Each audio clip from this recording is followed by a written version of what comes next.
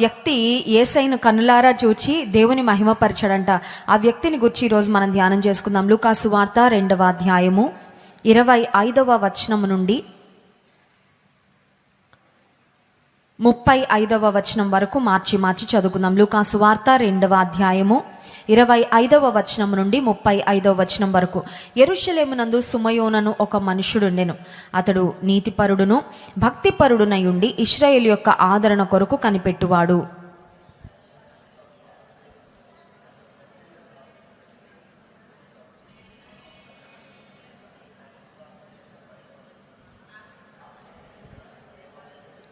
అంతట ధర్మశాస్త్ర పద్ధతి చొప్పున ఆయన విషయమై జరిగించుటకు తల్లిదండ్రులు శిశువైన యేసును దేవాలయంలోనికి తీసుకొని వచ్చినప్పుడు అతడు తన చేతులతో ఆయనను ఎత్తుకొని దేవుని స్తుతించుచు ఇట్లనెను.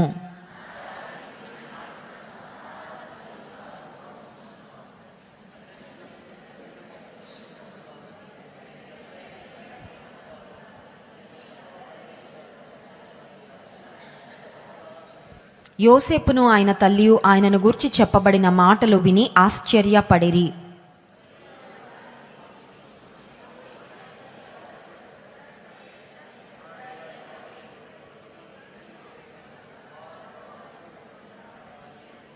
మరియు నీ హృదయంలోనికి ఒక ఖడ్గము దూసుకొని పోవునని ఆయన తల్లి అయిన మరియతో చెప్పెను.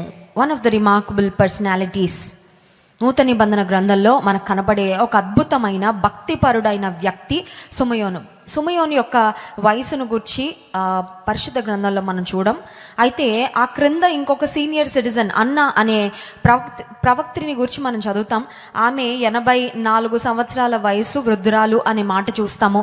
ఆమె కూడా యెరూషలేము దేవాలయమును విడిచిపెట్టకుండా దేవుని సన్నిధిలో ప్రార్థన చేస్తూ యాచనలు చేస్తూ దేవుని పరిచర్యలో సాగిన నమ్మకమైన స్త్రీగా మనం గమనించగలం అన్నాను గురించి. అయితే సుమయోను యొక్క వయసును గురించి వ్రాయబడలేదు, కానీ చాలా చరిత్ర పుస్తకాలు మనం గమనించినట్లయితే he was also a senior citizen. అతను కూడా వృద్ధాప్యంలో ఉన్న వ్యక్తే. అతను దేవుని నుండి ఒక వాగ్దానాన్ని పొందుకున్నాడంట. ఈ సుమయోనును గూర్చి వ్రాయబడిన ఇంట్రడక్టరీ వర్డ్స్ చాలా అద్భుతంగా ఉంటాయండి.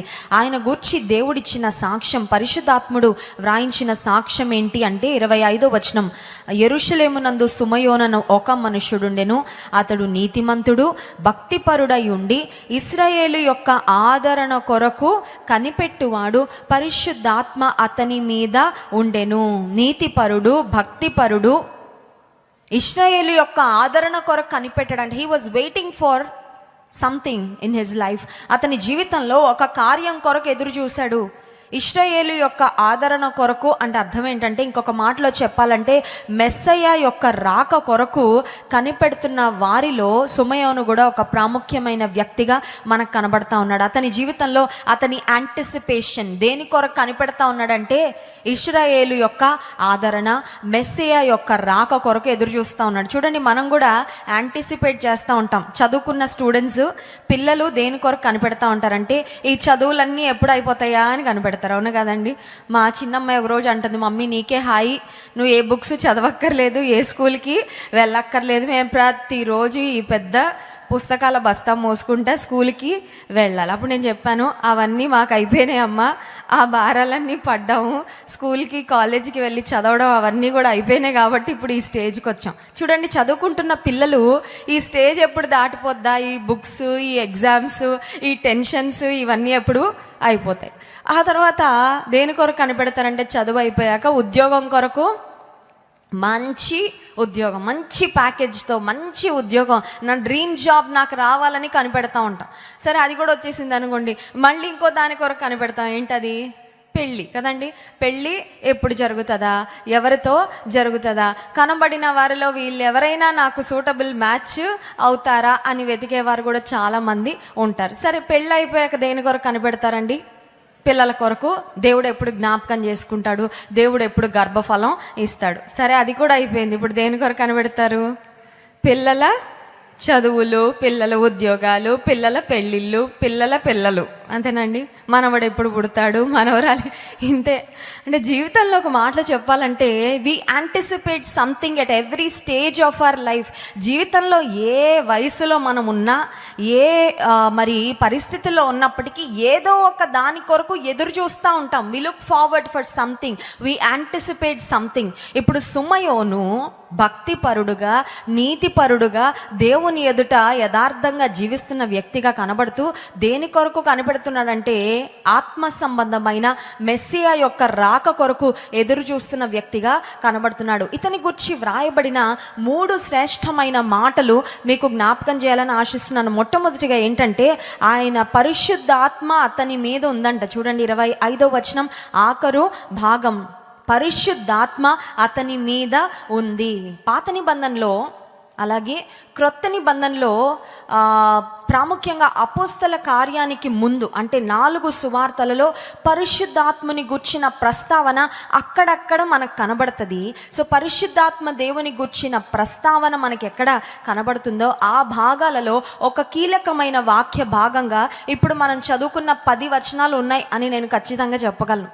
యేసుక్రీస్తు ప్రభు బాప్తిస్మం తీసుకున్న సమయంలో పరిశుద్ధాత్ముడు పావుర రూపంలో the Holy Spirit descended upon Jesus in the form of a dove అనే మాట మనం గమనిస్తాం. అంత మాత్రమే కాదు, పాత నిబంధన గ్రంథంలో దేవుని ఆత్మ చేత సంసోను రేపబడెను అనే మాట మనం చూస్తాం.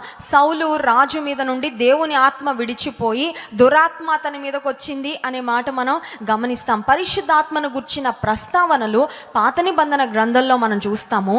అలాగే నూతన నిబంధన గ్రంథంలో సువార్తలలో కూడా అక్కడక్కడ మనం గమనిస్తాం. ఇక అపోస్తల కార్య గ్రంథం నుండి ప్రారంభమైన తర్వాత పరిశుద్ధాత్మ దేవుడు ఎలా నడిపిస్తున్నాడో తన సంఘాన్ని, విశ్వాసులను ఎలా బలపరుస్తాడో, పరిశుద్ధాత్మ దేవుని యొక్క కార్యాలు ఇవన్నీ కూడా అపోస్తల కార్య గ్రంథంలో మనం చూస్తాం. అయితే సుమయోనును గురించి వ్రాయబడిన ఒక ప్రాముఖ్యమైన మాట ఏంటంటే సుమయోను పరిశుద్ధాత్మ అతని మీద ఉండెను అనే మాట చూసాం. He had Holy Spirit God with him. పరిశుద్ధాత్ముని ద్వారా ఆయన నింపబడిన వ్యక్తిగా సుమయోనును గురించి మనం చూస్తున్నాం. రెండో మాట ఏంటంటే 25వ వచనంలో యెరూషలేమునందు సుమయోను ఒక మనుష్యుడు ఉండెను. అతడు నీతిపరుడు, నీతిమంతుడు, భక్తిపరుడై ఉండి ఇశ్రాయేలు యొక్క ఆదరణ కొరకు కనిపెట్టువాడు. పరిశుద్ధాత్మ అతని మీద ఉండెను. 26వ వచనం అతడు ప్రభువు యొక్క క్రీస్తును చూడక మునుపు మరణము పొందడని అతనికి పరిశుద్ధాత్మ చేత బయలుపరచబడి ఉండెను. మొదటిగా పరిశుద్ధాత్మ అతని మీద ఉంది అనే మాట చూసాం. పరిశుద్ధాత్మ చేత నింపబడిన వ్యక్తి అనే మాట చూసాం. రెండవదిగా మనం ఆలోచన చేస్తే పరిశుద్ధాత్మ చేత ఒక ప్రాముఖ్యమైన విషయము అతనికి బయలుపరచబడిందంట. Something was revealed to him through the Holy Spirit. ఏం బయలుపరచబడింది సుమయోను నీకు? పరిశుద్ధాత్మ దేవుడు నీకేం బయలుపరచాడంటే రక్షకుని చూడక మునుపు, మెస్సియాను చూడక మునుపు మరణం పొందను అని దేవుడు అతనికి తెలియపరచాడండి. చూడండి, కొన్నిసార్లు కొంతమంది వృద్ధాప్యంలో ఉన్నవారు లేదంటే తల్లిదండ్రులు పెద్ద వయసుకు వచ్చిన తర్వాత, అనారోగ్యానికి వచ్చిన తర్వాత ఆ కుమారుని కొరకు, కుమార్తె కొరకు ఎదురు చూస్తూ ఉంటారండి. దూరదేశంలో కుమారుడు ఉన్నాడు అనుకోండి, తండ్రి పడక మీద పడ్డారు, ఆ తర్వాత డాక్టర్స్ చెప్పారు చాలా క్రిటికల్ కండిషన్ అండి, బంధువులు రక్త సంబంధికులు ఎవరైనా ఉంటే వెంటనే పిలిపించండి, ఎందుకంటే ఈయన ఎక్కువ కాలం బ్రతకరని చెప్పిన తర్వాత ఒకవేళ కుమారుడు కనుక అమెరికా దేశంలో ఉంటే కుమారుడు వచ్చి తండ్రి చేతిలో చెయ్యి పెట్టి, ఒకవేళ తండ్రి మాట్లాడలేని స్థితిలో ఉన్నప్పటికీ కుమారుడిని చూసిన తర్వాత తుదిశ్వాస విడిచారని ఇట్లాంటివి చాలామంది మాకు చెప్తా ఉంటారు. పరిచర్యలో ఆయా కుటుంబాలను దర్శించడానికి వెళ్ళినప్పుడు ఎలా జరిగిందండి ఈ సంఘటన, మీ తండ్రి గారు దేవుని రాజ్యానికి వెళ్ళక మునుపు ఆఖరిగా ఏమన్నా చెప్పారా అని కుటుంబీకులను అడుగుతా ఉన్నప్పుడు కొంతమంది ఏం చెప్తారంటే, మా అబ్బాయి వచ్చి మా భర్త చేతిలో చేయి వేశాక కుమారుడిని ఆఖరు చూపుగా చూసిన తర్వాత అప్పుడు దేవుని రాజ్యానికి వెళ్ళిపోయారు. మన సంఘంలో కూడా మేరీ గ్రేస్ గారని మరి దేవుని యందు భయభక్తులు కలిగిన మరి ఒక గొప్ప దేవుని బిడ్డ అండి, మేరీ గ్రేస్ ఆంటీ. ఆమె చక్కని వృద్ధాప్యంలోనే దేవుని రాజ్యానికి పిలువబడ్డారు. ఆంటీ హాస్పిటల్లో ఉన్నారు, చాలా క్రిటికల్ కండిషన్లో ఉన్నారు. వారి కుమారులు ఉన్నత స్థితిలో ఉన్న డాక్టర్స్, చాలా మంచి కుటుంబం. కానీ ఆంటీ ఎప్పుడు కూడా సంఘానికి 8 గంటలకు ఆరాధన అంటే 8 గంటలకు వచ్చేసి ఉంటారు.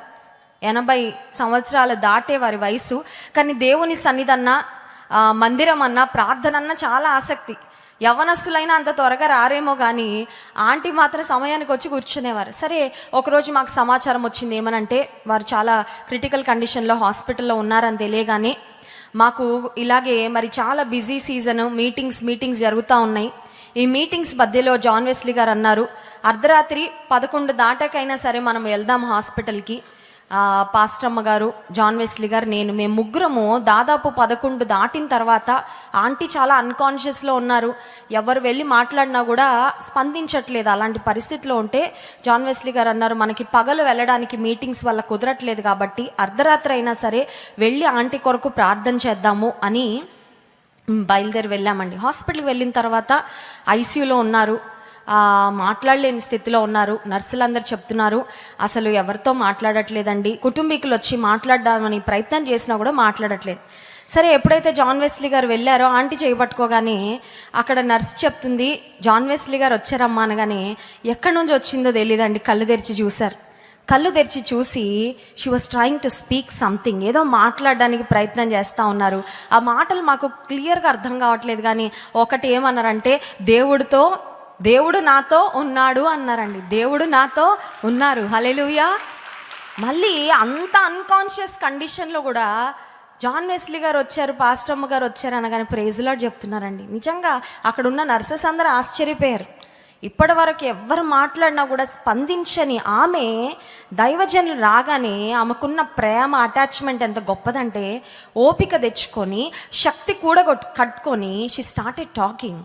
మేము వచ్చేసాం, ప్రార్థన చేసి వచ్చిన తర్వాత ఆ తర్వాత కొద్ది గంటల తర్వాత మాకు వచ్చిన సమాచారం ఏంటంటే వారు దేవుని పిలుపుని అందుకొని దేవుని రాజ్యానికి వెళ్ళిపోయారు. చాలాసార్లు కుటుంబాలలో కొంతమంది ఆఖరు సమయంలో ఉన్నప్పుడు వారు ప్రేమించిన వారు వచ్చాక వారిని చూసి వారితో చెప్పాల్సిన మాటలు చెప్పి వారికి అప్పగించాల్సిన అప్పగింతలు అయ్యాక అప్పుడు వాళ్ళు they will rest in peace. కానీ సుమయోను తన జీవితంలో ఒక దాని కొరకు ఎదురు చూశాడు. కారణం ఏంటంటే పరిశుద్ధాత్మ ద్వారా ఆయనకు బయలుపరచబడింది. ఏమని బయలుపరచబడిందంటే ఆయన మెస్సియాను చూసే వరకు 26వ వచనం, అతడు ప్రభు యొక్క క్రీస్తును చూడక మునుపు మరణము పొందడని అతనికి పరిశుద్ధాత్మ చేత బయలుపరచబడి, మొదటిగా పరిశుద్ధాత్ముడు ఆయన మీద ఉన్నాడు అనే మాట చూసాము. పరిశుద్ధాత్ముని ద్వారా నడిపించబడిన వ్యక్తి అనే మాట చూసాం. రెండవదిగా పరిశుద్ధాత్మ ద్వారా బయలుపరచబడిన, పరిశుద్ధాత్ముని ద్వారా కొన్ని ప్రాముఖ్యమైన విషయాలు మరి అతనికి బయలుపరచబడ్డాయి అనే మాట కూడా మనం గమనిస్తున్నాం.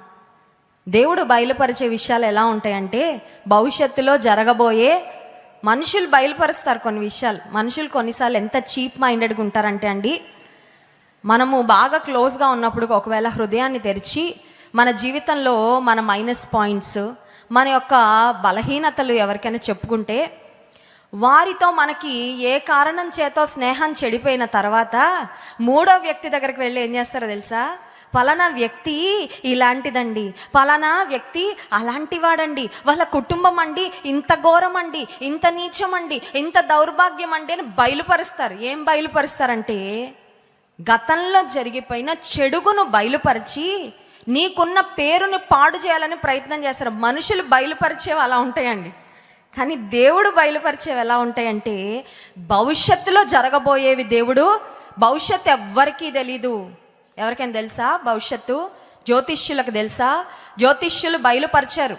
తెలంగాణలో పాలిటిక్స్ గురించి కదండి, తెలంగాణలో రిజల్ట్స్ గురించి కొంతమంది జ్యోతిష్యులు వరుసగా బయలుపరిచేశారు. చాలామంది చూసారా మీరు? ఒకరు కాదు, ఇద్దరు కాదు, చాలామంది బయలుపరిచేశారు.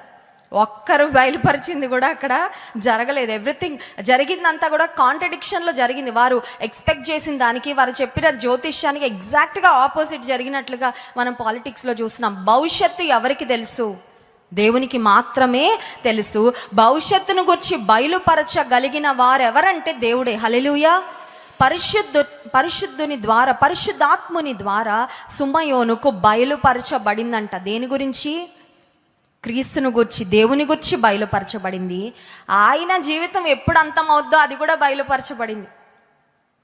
అందుకే భక్తులు కొంతమంది దేవుని సన్నిధిలో అద్భుతమైన ప్రార్థనలు చేశారు. మోషే చేసిన ప్రార్థన ఏంటంటే, దేవా మా దినములు లెక్కించుట మాకు నేర్పుము, మాకు జ్ఞాన హృదయమును కలగచేయము. దేవుడు కొంతమందికి వారి అంతాన్ని గురించి బయలుపరిచినప్పుడు దేవుడు ప్రవక్తల ద్వారా పలికించిన మాటలు ఎలా ఉన్నాయి అని ఆలోచన చేస్తే, హిజ్కియాకు మరణకరమైన రోగం వచ్చినప్పుడు ప్రవక్త ద్వారా దేవుడు పలికించిన మాట, హిజ్కియాకి నీకు టైం అయిపోతుంది, ఇల్లు చక్కబెట్టుకో, భవిష్యత్తును గురించి దేవుడు ముందే ఒక హెచ్చరికగా చెప్పించినట్లుగా మనం గమనించగలం. ఇక్కడ సుమయోనుకి దేవుడు రివీల్ చేశాడు, పరిశుద్ధాత్మ దేవుడు రివీల్ చేశాడు. ఏమి రివీల్ చేశారంటే, సుమయోని యొక్క అంతం ఎప్పుడు ఉంటుందంటే, అది సడన్గానో అన్ఎక్స్పెక్టెడ్గానో అది జరగబోవట్లేదు, కానీ క్రీస్తును చూసిన తర్వాత అతడు మరణం పొందుతాడనే మాట అతనికి బయలుపరచబడింది. మూడవదిగా ఏంటంటే 26వ వచనం, అతడు ప్రభు యొక్క క్రీస్తును చూడక మునుపు మరణము పొందడని అతనికి పరిశుద్ధాత్మ చేత బయలుపరచబడి ఉండెను. ఆత్మవశుడై అతడు దేవాలయములోనికి, ఇప్పుడు ఆ రోజుల్లో సెల్ ఫోన్లు లేవు, ఇంటర్నెట్ లేదు, యూట్యూబ్ లేదు, latest news, breaking news, updates ఇవ్వడానికి ఏ టీవీ ఛానల్స్ కూడా లేవు. యేసుక్రీస్తు ప్రభును మరియా యోసేపులు యెరూషలేములో దేవాలయానికి తీసుకొస్తున్నారు. ఎవరైనా చూడాలనుకుంటే పలానా ప్రాంతానికి రండి అని ప్రకటన చేసేవాళ్ళు ఎవరు లేరండి.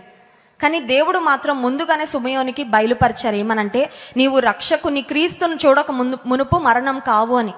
ఇప్పుడు యేసుక్రీస్తు ప్రభువును తల్లి అయిన మరియా యోసేపులు దేవాలయంలోకి తీసుకురాగానే పరిశుద్ధాత్మ చేత బయలుపరచబడి ఆత్మవశుడై దేవుని ఆత్మ స్వాధీనంలో ఉండి దేవాలయంలోకి అదే సమయంలో వచ్చాడంట.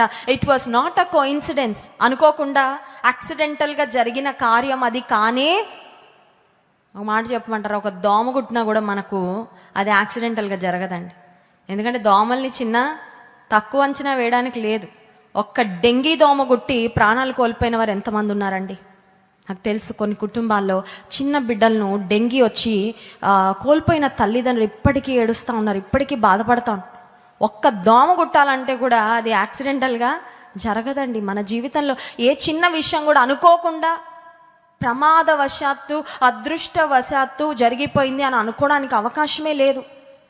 ఆ సమయంలో సుమయోను దేవుని ఆత్మతో నింపబడిన వాడై ఆత్మవశుడై దేవాలయంలోకి వచ్చాడంట. అంటే దేవునితో ఎంత దగ్గరగా జీవిస్తున్నాడో సుమయోను ఒకసారి మనం ఆలోచన చేయాలి. He was so close to God. దేవునితో అంత దగ్గరగా ఉన్నాడు కాబట్టి పరిశుద్ధాత్మ దేవుడు అతన్ని నడిపించాడు. ఒక మాటలు చెప్పాలంటే పరిశుద్ధాత్ముడు సుమయోనుని ఇన్స్పైర్ చేశాడు. Go into the temple, యెరూషలేములోని దేవాలయంలోకి వెళ్ళాయా ఇప్పుడు నువ్వు అని పరిశుద్ధాత్మ దేవుడు ఆ సమయంలో సుమయోను నడిపించిన కారణం చేత సుమయోను యెరూషలేం యొక్క దేవాలయంలోకి వచ్చాడు. రోమాపత్రిక 8వ అధ్యాయము 13-14 వచనాలు చదువుకుందాం. చూడండి, రోమాపత్రిక 8వ అధ్యాయము 13-14 వచనాలు. మీరు శరీరానుసారముగా ప్రవర్తించిన ఎడల చావవలసిన వారై ఉందురు, కానీ ఆత్మచేత శరీర క్రియలను చంపిన ఎడల జీవించెదరు. దేవుని ఆత్మచేత ఎందరూ నడిపింపబడుదురో వారందరూ దేవుని కుమారులై యుందురు. Whoever is led by the spirit of God are the sons of God. దేవుని ఆత్మచేత ఎందరూ నడిపించబడతారో వారు దేవుని కుమారులు. మనల్ని చాలాసార్లు మన ఇమోషన్స్ డ్రైవ్ చేస్తాయి, అవునా కదా? పిచ్చి కోపం వచ్చిందండి, అందుకే అలా చేశానండి. మీరు జైల్లో ఉన్న వాళ్ళని వెళ్ళి ఇంటర్వ్యూ చేయండి. ఎందుకయ్యా అలా చేసావు? మంచోడివే కదా, నీకు అంత బ్యాలెన్స్గానే ఉంది కదా, మనస్సు బాగా పనిచేస్తుంది, ఉన్నత స్థితిలో ఉన్నావు, మంచి ఉద్యోగం చేస్తున్నావు, ప్రేమ కలిగిన వ్యక్తివే కదయ్యా, నువ్వు బాధ్యత కలిగిన వ్యక్తివే కదయ్యా, ఎందుకయ్యా భార్య తల బద్దలు కొట్టావు, భార్య ప్రాణం ఎందుకు తీసావయ్యా ఆ సమయంలో అంటే అతను చెప్పే మాట ఏంటంటే, కోపం చేత ప్రేరేపించబడి నా ఎమోషన్స్, నా భావోద్వేగాలను నేను కంట్రోల్లో పెట్టుకోలేక ఆ సమయంలో చేయాలనిపించింది చేసేసాను. కానీ చేసిన మరుక్షణం నుండి బాధపడుతున్నానండి, ఎందుకు చేశాను అంటే ఆ సమయంలో దేని చేత నడిపించబడ్డాడు అన్నమాట? కోపము చేత, ఆ తర్వాత ఆవేశము చేత. కొన్నిసార్లు మనం కూడా ఆవేశము చేత నడిపించబడతా ఉంటాం కదా, దురాశల చేత. అందుకే యాకోబు పత్రికలో ఒక మాట ఉంటుంది, ప్రతి మనుష్యుడు తన స్వకీయమైన దురాశల చేత ఈడవబడి మరులు కొల్పబడిన వాడై. శోధింపబడే వ్యక్తి దేవుడు శోధించాడని చెప్పకూడదంట, ఎందుకంటే మన స్వకీయమైన దురాశల చేత మనం ఏడవబడతామనే మాట లేఖన భాగాల్లో మనం గమనించగలం. ఇప్పుడు పరిశుద్ధాత్మని యొక్క వశములో ఉన్న సుమయోను పరిశుద్ధాత్మ యొక్క నడిపింపు ద్వారా యెరూషలేము యొక్క దేవాలయంలోనికి వచ్చి వాట్ డిడ్ హీ ఎక్స్పీరియన్స్, అతడు ఎటువంటి అనుభూతిని పొందాడు అని ఆలోచిస్తే, ఇశ్రాయేలులు అనేక వందల సంవత్సరాలుగా మెస్సియా వస్తాడు, తన ప్రజల నుండి వారి పాపముల నుండి రక్షించడానికి ఇమ్మానుయేలు ఈ లోకంలో జన్మిస్తాడు అని ఎదురు చూస్తూ ఉంటే, whatever he heard about God, now God has given him an opportunity to see with his eyes, to behold with his eyes. Messiah రాక గురించి విన్నాడు. దేవుని గురించి వినడము చాలా శ్రేష్టమైన అనుభవం. సువార్త అంతటా ప్రకటించబడుతుంది ప్రపంచవ్యాప్తంగా. సువార్త చాలా మంది చెవిన పడతా ఉంది, కానీ కొంతమంది పెడ చెవిన పెడుతున్నారు. ఓకే, అది దేవుడు గురించిన మాటలా, నాకు వద్దు. I'm least bothered. TV channels flip చేస్తూ ఉంటే సడన్గా ఏదన్నా వాక్యం గుర్చిన ఛానల్ ఎవరైనా ప్రేమైన దేవుని బిడ్డలారా అనగానే కొంతమంది వెంటనే ఛానల్ మార్చేస్తాను, ఎందుకంటే దేవుని బిడ్డనే కాదు, దేవుడు అంటేనే నాకు ఇష్టం లేదు. So I'm least bothered. సువార్త విరివిగా ప్రకటించబడుతున్నప్పటికీ దేవుని మాట అనేక మందికి ప్రకటించబడుతుంది, వినిపించబడుతుంది. వింటున్న వారు తక్కువ మంది, కానీ ఎక్కువ మందికి వినబడుతుందండి ఈ రోజుల్లో. ప్రాముఖ్యంగా ప్రచార మాధ్యమాల ద్వారా అనేక మందికి దేవుని సువార్త చేరుతా ఉంది. సో సుమయోనుకి దేవునితో ఉన్న ఎక్స్పీరియన్స్ ఏంటి అని ఆలోచిస్తే, he heard about the మెస్సాయా, Messiah యొక్క రాక గురించి విన్నాడు. కానీ ఇప్పుడు మెస్సియాను కన్నులారా చూచే కృప దేవుడు అతనికి అనుగ్రహించాడు. ఆ మాట చూడండి, 28వ వచనం 27వ వచనం. అంతటా ధర్మశాస్త్ర పద్ధతి చొప్పున ఆయన విషయమై జరిగించుటకు తల్లిదండ్రులు శిశువైన యేసును దేవాలయంలోనికి తీసుకొని వచ్చినప్పుడు అతడు తన చేతులతో ఆయనను ఎత్తుకొని దేవుని స్తుతించుచు ఇట్లా, నేను హల్లెలూయా, దేని కొరకు ఎదురు చూశాడో అది చూసే దినము, పట్టుకునే దినము సుమయోను జీవితంలో వచ్చింది. చూడండి, అద్భుతం కొరకు ఎదురు చూడడం ఒకటైతే అద్భుతంలో నడవడం ఇంకొకటి. అవునా కదండి? అద్భుతం కొరకు కనిపెట్టడము, ఆశించడము, ఎదురు చూడడం ఒక ఎత్తు అయితే, a day will come when your dream is going to come into fulfillment, when your dream becomes a reality. నీవు ఏ కళ, ఏ దర్శనంతో కనిపెడతా ఉన్నావు నీ జీవితంలో, అది నెరవేర్పులోకి వచ్చే దినం ఒకటి రాబోతుంది. అప్పుడు కొన్నిసార్లు నిన్ను నీవే నమ్ముకోలేవు. ఒకసారి 2 అమ్మాయిలు నా దగ్గరకు వచ్చారు, ఎక్కడి నుంచో వచ్చారు, నాకు జ్ఞాపకం లేదు వారు ఏ ప్రాంతం నుండి వచ్చారు. వచ్చిన తర్వాత ప్రేయర్ చేయించుకోవాలని వాళ్ళు ప్రార్థనా అవసరతలు చెప్పిన తర్వాత ఒక అమ్మాయి అంటుంది, అక్క నేను నిజంగా మీ దగ్గరకు వచ్చానా, ఒకసారి నన్ను గిల్లండి అంటుంది. ఎందుకంటే నేను ఇది కళ, ఇది నిజమా అని నేను పోల్చుకోలేకపోతున్నా. ఆన్లైన్లో చూస్తూ ఉన్న చాలా కాలం నుండి లైవ్ సర్వీసెస్ అన్నీ. Is this a reality? సుమయోను జీవితంలో మెస్సియా రాక కొరకు ఎదురు చూస్తూ ఉన్నాడు, కనిపెడతా ఉన్నాడు. పరిశుద్ధాత్ముని ద్వారా అతనికి బయలుపరచబడింది ఏమనంటే, నీవు క్రీస్తును చూడక మునుపు మరణము పొందవు అని. దాని కొరకు జీవితం అంతా కనిపెట్టిన సుమయోను ఇప్పుడు యేసు ప్రభువును, శిష్యువైన యేసును తల్లిదండ్రులైన మరియా యోసేపులు యెరూషలేం దేవాలయంలోకి తీసుకొని రాగానే సుమయోను అతని చేతులతో ఎత్తుకున్నాడు. And he touch the మెస్సాయా.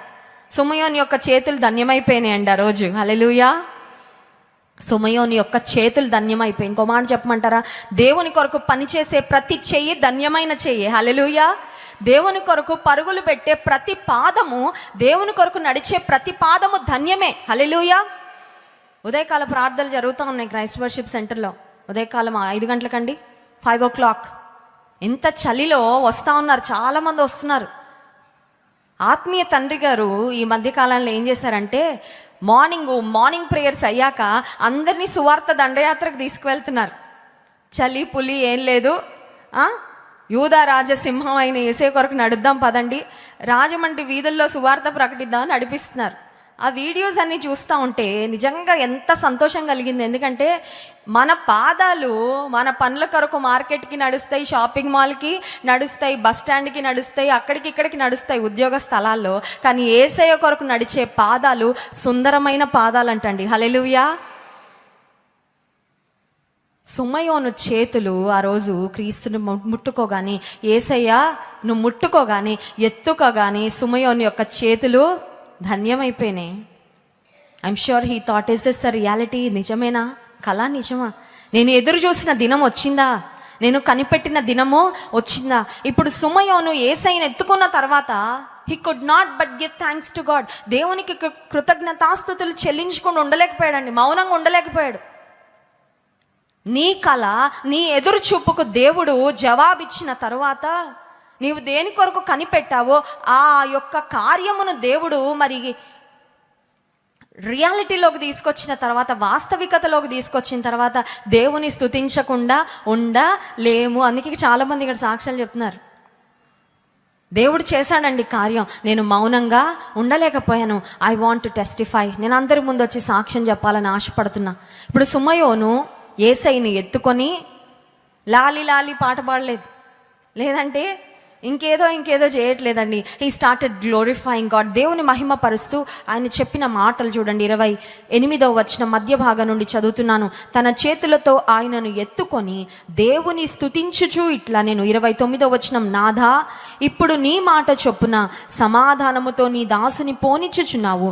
అన్య జనులకు నిన్ను బయలుపరచుటకు వెలుగుగాను, నీ ప్రజలైన ఇశ్రాయేలులకు మహిమగాను నీవు సకల ప్రజల ఎదుట సిద్ధపరిచిన నీ రక్షణ నేను కన్నులారా, దేవా కన్నులారా నీ కార్యమును నిన్ను ఈ కళ్ళతో చూసే కృపిచ్చావయ్యా, నీకెంతో స్తోత్రాలని దేవుని మహిమపరుస్తున్న వ్యక్తిగా సుమయోను కనబడుతున్నాడు. హల్లెలూయా. ఇది దేవునిలో ఆనందించటం కాదా? ఇది దేవునిలో పరవశించటం కాదా? ఇది ఆత్మీయమైన ఆనందాన్ని ఎంతో గొప్ప విధానంలో పొందుకోవడం కాదా? సుమయోనుని గురించి 3 మాటలు మనం చూసాం. పరిశుద్ధాత్ముడు అతని మీద ఉన్నాడు, అతడు పరిశుద్ధాత్మతో నిండుకొనిన వ్యక్తి అనే మాట చూసాం. రెండవది పరిశుద్ధాత్మ ద్వారా బయలుపరచబడింది అనే మాట చూసాం. మూడో మాట ఆత్మ వశుడై దేవాలయంలోకి వచ్చాడనే మాట చూసాం. ఇప్పుడు మెస్సయాని గురించి విన్నాడు, మెస్సయాను ముట్టుకున్నాడు, మెస్సయాను కన్నులారా. కొన్నిసార్లు కొంతమందికి వృద్ధాప్యానికి వచ్చిన తర్వాత కన్నులు కనబడలేనప్పుడు ముట్టుకొని ఆనందం పొందుతూ ఉంటారండి, అవునా కదా? మాకు తెలిసిన వారు కొంతమంది మన ఆన్లైన్ ఫ్యామిలీలో ఉన్న వారి ఇంటిని దర్శించమని చెప్పినప్పుడు హైదరాబాద్కు మేము గడిచిన వారంలో మెగా క్రిస్మస్ కొరకని వెళ్తే ఒక తల్లిగారి దగ్గరికి మమ్మల్ని తీసుకొని వెళ్ళారు. మీకు మరి వృద్ధాప్యం, వాళ్ళు చాలా పెద్ద వయసుకు వచ్చారు, కన్నులు అయితే కనబడట్లేదు, కానీ మన లైవ్ ప్రోగ్రామ్స్ అన్నీ వింటూనే ఉంటారంట కంటిన్యూస్గా, రోజంతా వాక్యాలు వింటూనే ఉంటారు తల్లిగారు. ఆమె వెళ్ళగానే మా చేతుల్ని పట్టుకొని షీ వాజ్ సో ఓవర్ జాయిడ్.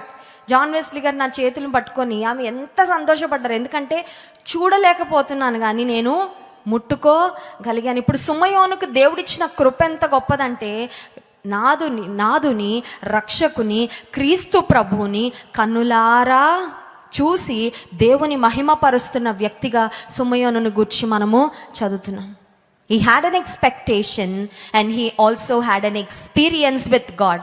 దేవుని గురించిన ఒక ఎక్స్పెక్టేషన్తోనే బ్రతికాడు. నేను అనుకుంటాను, every morning when Simeon woke up, సుమయోను ప్రతి ఉదయం లేచినప్పుడు ఒకటే ఆలోచన ఉంటుంది అతనికి, ఏమంటే ఈరోజైనా మెస్సియాని చూస్తానా, ఈరోజైనా మెస్సియాని కన్నులారా చూస్తానా. అంతే కదండి, మనం దేని కొరకు ఎదురు చూస్తాం? ఉదయం లేవగానే ఫస్ట్ అదే థాట్ ఉంటుంది.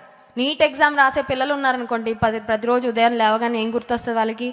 నీటు నీటు నీటు నీటు, అంతేనా? కూర్చున్నా, తిన్నా, పడుకున్నా, లేచినా నీట్ ఎగ్జామ్. ఎందుకంటే that is what they are anticipating and expecting for.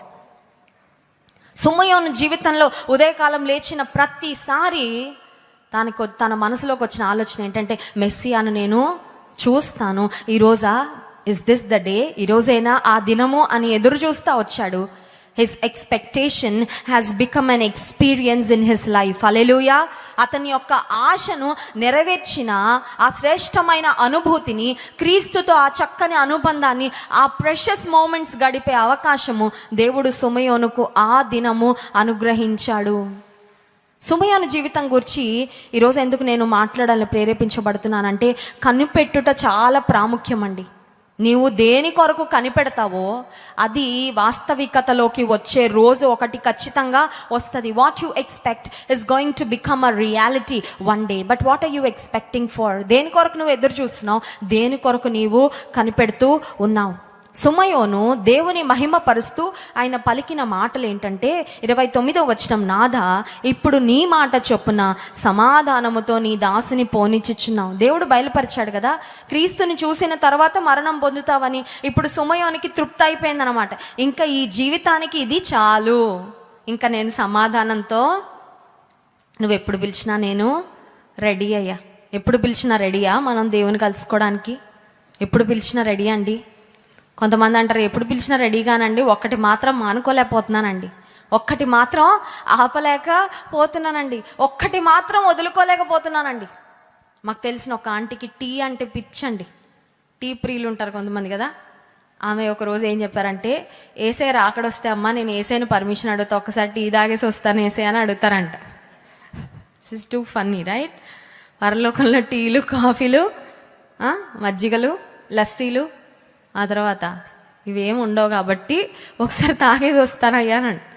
అంటే something that she loves dearly, చాలా ఇష్టం. ఇప్పుడు సుమయోను తన జీవితంలో దేవుని సన్నిధిలో అంటున్నాడు, ఇక నేను సమాధానంతో నీ దగ్గరికి రావడానికి నేను సిద్ధమయ్యా, ఎందుకంటే నా ప్రార్థనలకు నెరవేర్పు వచ్చేసింది, నా ఎదురు చూపుకు ఒక ముగింపు వచ్చింది, నేను మెస్సియాను కన్నులారా చూశాను, నాకు ఇంతకంటే ఏమీ అక్కర్లా. I don't need anything else. నేను ఇంక దేని కొరకు ఎదురు చూడట్లా, నా ఎదురు చూపు ఫలించింది. ఇంకో మాట కూడా మాట్లాడుతున్నాడు చూడండి, 32వ వచనం, అన్యజనులకు నిన్ను బయలుపరచుటకు వెలుగుగాను, నీ ప్రజలైన ఇశ్రాయేలుకు మహిమగాను, నీవు సకల ప్రజల ఎదుట సిద్ధపరిచిన నీ రక్షణ నేను కన్నులారా. తన ప్రజలను వారి పాపము నుండి రక్షించును గనుక ఆయనకు యేసు అను పేరు పెట్టుదురు. యేసు అను మాటకు రక్షకుడు అని అర్థం. ఇప్పుడు సుమయోని ఇంతకు ముందు ఎప్పుడు కలవలేదండి. ఇంతకు ముందు గొల్లల్లాగా, జ్ఞానుల్లాగా బాలుడైన యేసయ్యని ఇంతకు ముందు ఎప్పుడు చూడలేదు. కానీ సుమయోను మీద మరి సుమయోను ఎవరి చేత నడిపించబడుతున్నాడంటే పరిశుద్ధాత్ముని చేత నడిపించబడుతున్నాడు. కాబట్టి he was speaking the right things at the right time. సరైన సమయంలో సరైన మాటలు పలుకుతా ఉన్నాడు సుమయోన్. దేవుని ఆత్మ చేత నడిపించబడితే God will give us the right words to say at the right time. ఏ సమయంలో ఏం మాట్లాడాలో కొన్నిసార్లు మనకు తోచదు. అలాంటి పరిస్థితిలో దేవుడే నడిపిస్తాడు. ఇప్పుడు సుమయోను అంటున్నాడు, నీవు సకల ప్రజల కొరకు కలుగ చేసిన సిద్ధపరచిన రక్షణ నేను కన్నులారా. యేసయ్యను చూసి how cute, how adorable, how precious ఇలా అనట్లేదండి. మనమైతే ఏమంటాం, ఎంత క్యూట్గా మాకు ఇస్తారండి, మేము తీసుకెళ్ళిపోతాం, ఇలా అనట్లేదండి. సుమయోను అంటున్నాడు, బాలుడైన యేసయ్యను చూసి, దేవా నువ్వు సిద్ధపరిచిన రక్షణను నేను కన్నులారా, I see the saviour in this child, ఈ బాలునిలో నేను లోక రక్షకుణ్ణి చూస్తున్నాను, కన్నులారా నేను చూస్తున్నాను అనే మాటలు పలుకుతూ ఇంకొక మాట కూడా చెప్పాడు. 34వ వచనం, సుమయోను వారిని దీవించి, ఇదిగో అనేక హృదయాలోచనలు బయలుపడినట్లు ఇశ్రాయేలులో అనేకులు పడుటకు తిరిగి లేచుటకు వివాదాస్పదమైన గురుతుగా ఈయన నియమింపబడి ఉన్నాడు. There's going to be an opposition to Jesus. యేసుక్రీస్తు ప్రభువుకు భవిష్యత్తులో చాలా వ్యతిరేకత రాబోతుంది. ఆయన కొన్ని ఇబ్బందికరమైన పరిస్థితుల గుండా వెళ్ళబోతున్నాడని దేవుని ఆత్మ చేత నడిపించబడిన సుమయోను ముందే చెప్తున్నాడండి.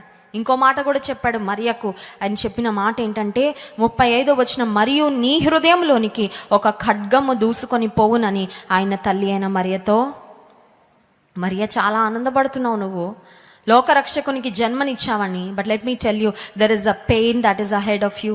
నీవు ఎదుర్కోవాల్సిన వేదనకరమైన పరిస్థితులు, there is a personal pain that you have to go through when you see your son being pierced on the cross. సిలువ మీద నీ కుమారుడు మేకులతో కొట్టబడుతూ రక్తం స్రవిస్తూ ఉండగా నీ హృదయంలో ఖడ్గం వెళ్ళిపోద్ది. నిజమే కదండి. ప్రతి తల్లికి తెలుసు ఆ ఎక్స్పీరియన్స్ ఎలా ఉంటుందో. పిల్లలకి సూదేస్తే మనకేసినట్లు అనిపిస్తుంది. పిల్లలకి ఏదన్నా ఇబ్బంది పడతా ఉంటే, అయ్యో అదేదో నాకు వచ్చినా బాగుండు కదా, అంత చిన్న బిడ్డలు వాళ్ళు ఎలా తట్టుకుంటారని వేదన పడతామే. ఆమె జన్మనిచ్చిన లోకరక్షకుడైన యేసుక్రీస్తు ప్రభు క్రూరాతి క్రూరమైన విధానంలో సిలువ మరణం పొందుతూ ఉండగా కన్నులారా చూస్తున్న మరియ హృదయంలోనికి ఖడ్గం దూసుకు వెళ్ళింది. కానీ ఆ మాటలు దేవుడు ముందే ఎవరి ద్వారా చెప్పించాడంటే సుమయోను ద్వారా. Simeon was a man of God. దైవికమైన దైవజనుడండి సుమయోను. పరిశుద్ధాత్మతో నిండుకొనిన వ్యక్తి సుమయోను. దేవుని కార్యాల కొరకు ఎదురు చూసిన వ్యక్తి సుమయోను. ఆయన ఏ కార్యాల కొరకు ఎదురు చూశాడో ఆ కార్యాలను తన జీవితంలో వాటి నెరవేర్పును కూడా స్పష్టంగా చూసి దేవుని మహిమ పరిచిన వ్యక్తిగా సుమయోను మనకు కనబడుతున్నాడు. తీతు పత్రిక 2వ అధ్యాయము 12-13 వచనాలు ఒకసారి చదువుదాం.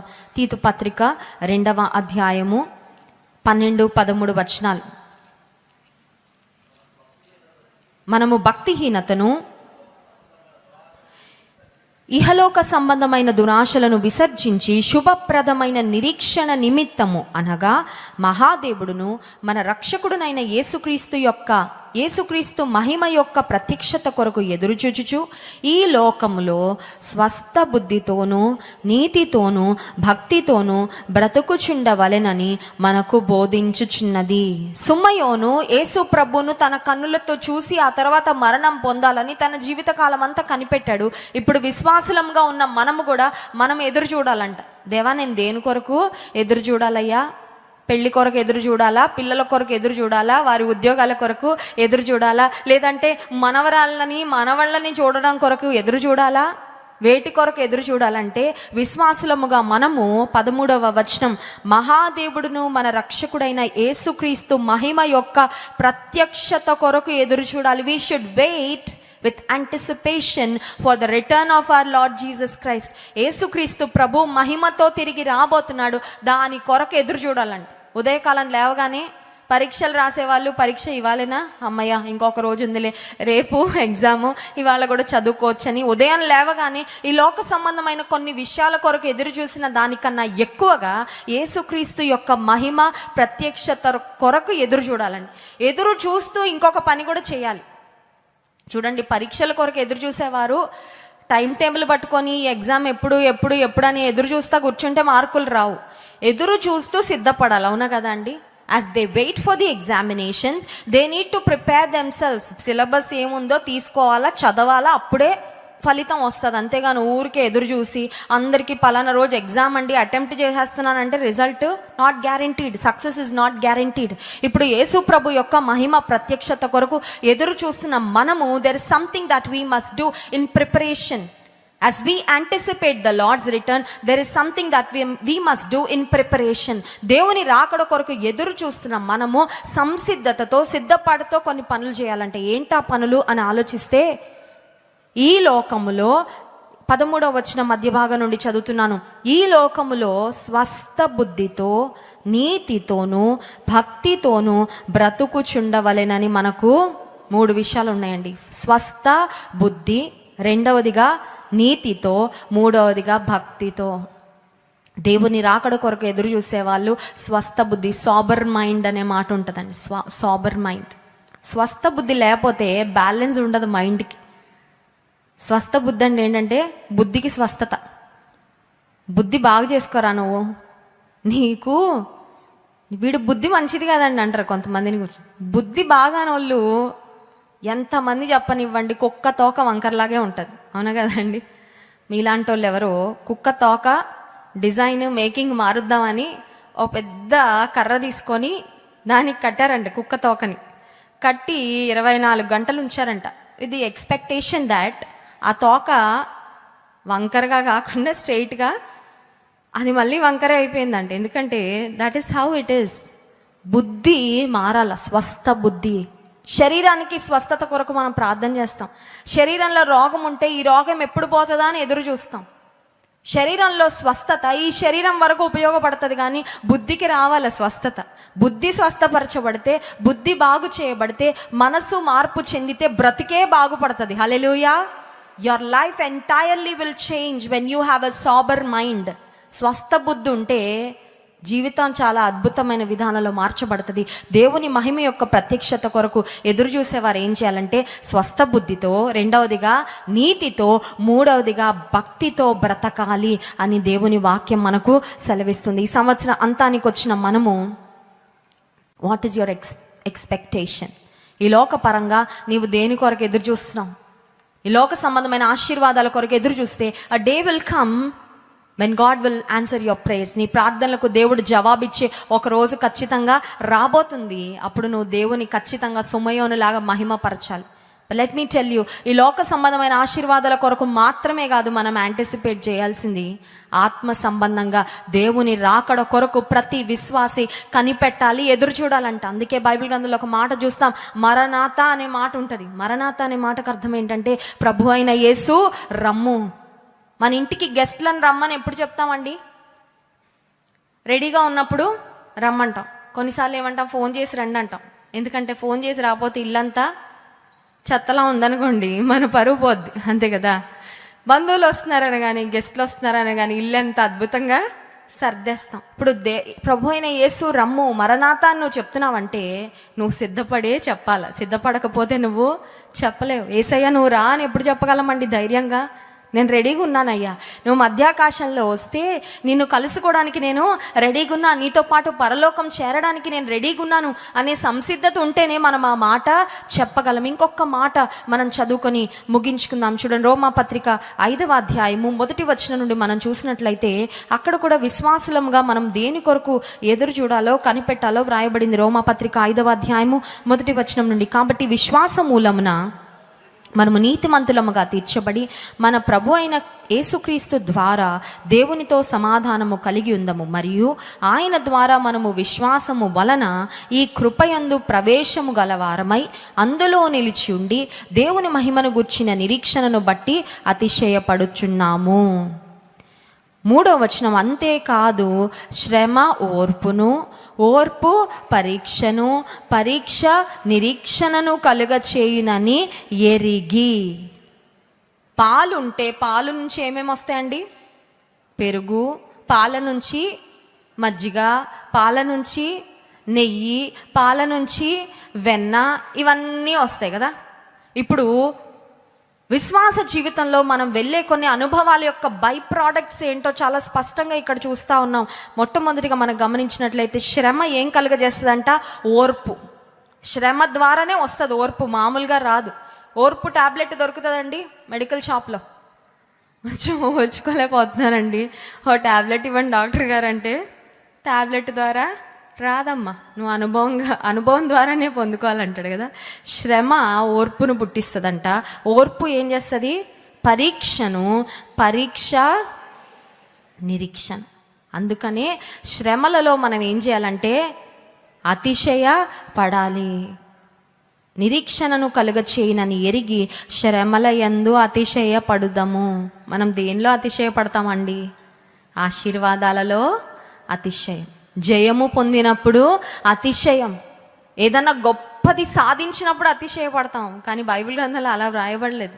ఎప్పుడు అతిశయించాలంట? శ్రమల యందే అతిశయించాలి. ఎందుకంటే శ్రమలే మనము విశ్వాసంలో మెరుగుపెట్టబడడానికి మనకి ఉపకరిస్తుంది, సహాయం చేస్తుంది. నా జీవితంలో నేను ఖచ్చితంగా చెప్పగలనండి, నన్ను దేవుడు నలుగగొట్టిన ప్రతి అనుభవము నన్ను విశ్వాసంలో ఇంకా బలపరిచింది. నేను ఎక్కువ గ్రో అయింది ఎప్పుడంటే నా శ్రమల్లోనే. ఆశీర్వాదాల కన్నా ఎక్కువగా నేను ఎదిగింది, దేవుని కొరకు నన్ను నేను అప్పగించుకుంది ఎక్కువగా ఎప్పుడంటే శ్రమల గుండా వెళ్ళినప్పుడే. శ్రమల యందు అతిశయపడాలి. శ్రమ ఓర్పును, ఓర్పు పరీక్షను, పరీక్ష నిరీక్షణను పుట్టిస్తుంది. కాబట్టి ఈ నిరీక్షణ మనకి చాలా ప్రాముఖ్యమైనది. ఈ నిరీక్షణ చూడండి 5వ వచనం, ఎందుకనగా ఈ నిరీక్షణ మనలను సిగ్గుపరచదు. హల్లెలూయా. ఏ నిరీక్షణ సిగ్గుపరచదు?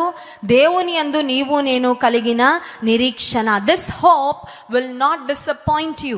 This hope will not put you to shame. ఈరోజు నీవు నేను దేవుని పట్ల కలిగిన విశ్వాసము, నిరీక్షణ మనలను సిగ్గుపరచేది. కొన్నిసార్లు మనుషులు కావాలని సిగ్గుపరుస్తారేమో, కొన్నిసార్లు మనుషులు కావాలని బాహాటంగా ఒక పబ్లిక్ వేలో నిన్ను అవమానపరచాలని ఒక ప్లానింగ్ వేసి నిన్ను అవమానపరుస్తారేమో. కానీ దేవుని యందు నీవు నేను కలిగి ఉన్న నిరీక్షణ మనలను ఎన్నడూ సిగ్గుపరచద్దు. నీవు నమ్మగలవా?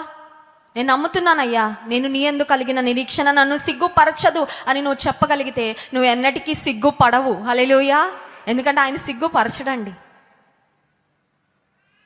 ఆత్మీయ తల్లి గారు ఒకసారి దైవజన్ జాన్ వెస్లీ గారికి, షెకినా గ్లోరీ గారికి, పాల్ గారికి ఫీజు కట్టలేని పరిస్థితి అంట. సేవలోకి వచ్చిన తర్వాత ఆర్థికంగా సమస్యలు ఎదుర్కొంటా ఉన్నప్పుడు ఫీజు కట్టలేని పరిస్థితిలో ఒకరోజు ఏడుస్తున్నారంట రాత్రి.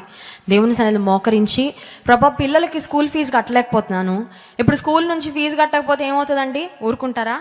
నోటీసులు, ఫోన్లు, లేదంటే ఎవరో ఒకరు వచ్చి కట్టాలి కట్టాలి కట్టాలి అంటూ ఉంటారు. కొన్నిసార్లు స్కూల్లో కూడా పిల్లల్ని ఇబ్బంది పెడతారు, బయట నిలబెట్టడమో పనిష్మెంట్ ఇవ్వడం.